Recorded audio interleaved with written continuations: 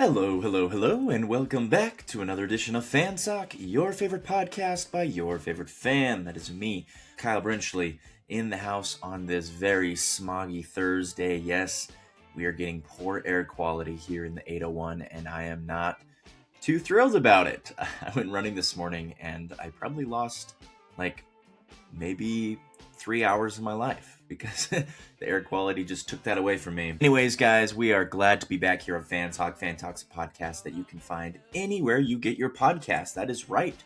You can listen to me, you can watch me. I upload on YouTube. There's also a video version on Spotify as well. If you are watching on YouTube, please like, subscribe, and comment down below if you like what you hear. I appreciate the support. Fan Talk. Fan Talk's a podcast by the fans, for the fans. And we are super fans of what's going on right now in the NFL playoffs and the college football playoffs. We'll be talking about both of those. It'll be another football heavy focused podcast. In the future, we will be touching on college basketball. We're kind of at that point of time when football's wrapping up and college basketball takes the front seat. So we'll talk about that in next week's episode. So stay tuned for some college basketball. But let's start with college football. Now, at the beginning of the season, if you would have told me that the two teams that would be in the college football national championship would be Indiana, a basketball school, a school that has only had 2 winning records in the last, 30, 40 years. And 2 of those winning years have been this year and last year. And number 10, Miami, a team that was not projected to make the college football playoff the entirety of the season, and was only put in the 11th hour, both playing for a national championship. What does that tell you about college football? That tells me, at least, that there are plenty of teams who have a shot. They could miss the postseason based on the committee's choice.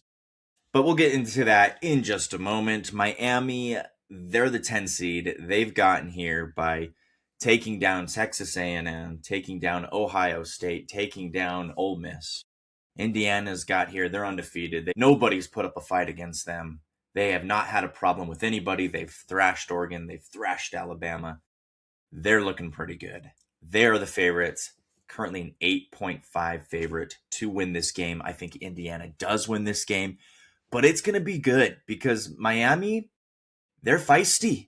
And they have a good defense, and I don't think Indiana's really played a team that has had a really good defense. You can argue Ohio State. You could argue that Oregon had a good defense, but their offense obviously turned it over so many times that Indiana was just set up in prime position.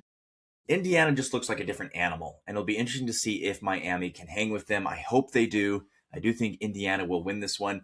Either way, whoever wins this game, I think is great for college football. They'll make the committee scratch their heads and be like, oh, crap. We almost left out this 2-loss Miami team. We left out 2-loss BYU. We left out 2-loss Notre Dame. What if they would have made a run? Notre Dame was a very good team this year. They could have made a run, but we included a 3-loss Alabama. We included a 2-loss Oklahoma. We included so and so and so. It's going to really make the committee go back and look at the drawing board and be like, okay, we really need to actually look at these teams and not just look at their wins and losses. Very important. Wins, very important. Losses, very important. But you got to look at more than just that. You got to look at more than just the bias. You can't put a 3-loss Alabama team who got absolutely schmucked by the Indiana Hoosiers. You can't do that anymore. You shouldn't have done that anyways. The committee now knows, and after this college football playoff ends, we'll see some changes. I guarantee it.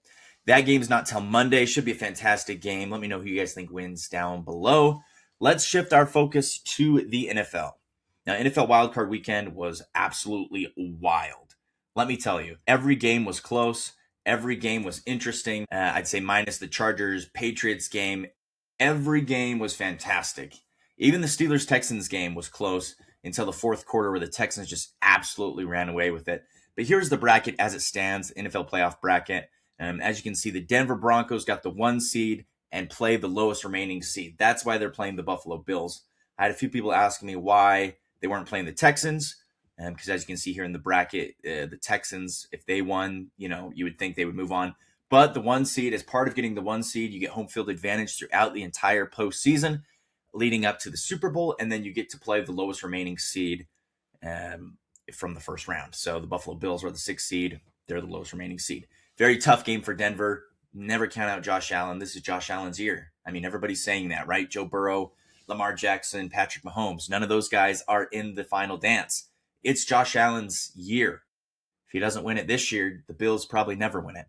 Should be a fantastic game, though. Look for the Broncos defense to really see if they can hold Josh Allen in check. If they cannot, could mean trouble. Patriots and Texans, another fantastic matchup. Patriots, very good team. A lot of people were thinking they were overrated, and maybe they still are. I mean, the Chargers were probably the second worst team in the postseason, behind only in front of the Panthers, right? So let's see a real test in the Texans. Texans have the number 1 defense in the NFL. CJ Stroud did not play particularly well. He turned the ball over 3 times, and they still won 30-6 because their defense is just so dang good. That should be a fantastic matchup. I'm leaning Texans in that one, honestly, even though the Patriots are a 3-point favorite. Over here on the NFC side, you see the Seahawks got the first round bye. Again, they'll play the lowest remaining seed, which happened to be the 49ers.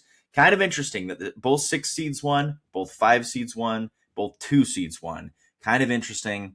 49ers will go to Seattle to play the Seattle Seahawks, and then the Bears will play the Rams in a fantastic matchup. I think the 2 most exciting games to watch of these final 4 games will be Broncos Bills and Bears Rams. Now, the Rams barely surviving against Carolina, but the much better team obviously was the Rams. Bears coming back from 18 down to upset their NFC North rivals, the Packers. Should be a fantastic game there. The Rams are currently 3.5-point favorites, though, on the road. Some disrespect to the Chicago Bears. Let's see what Caleb Williams and Ben Johnson can do against Matthew Stafford and the Rams. So that is the playoff bracket. Again, the winner of these games will go on to conference championships, which will be not until January 25th. And then the Super Bowl, of course, will be 2 weeks after that. So very, very fun time of year. Very exciting football happening. There's been a lot of coaches being fired. Mike Tomlin stepped down from the Steelers. John Harbaugh is expected to become the new head coach in the New York Giants. We're getting to that time of year where there's just we're getting to the end, and so people feel like they have to make news and make noise, right? Because once the season ends, it's over, right? And we're shifting into basketball mode.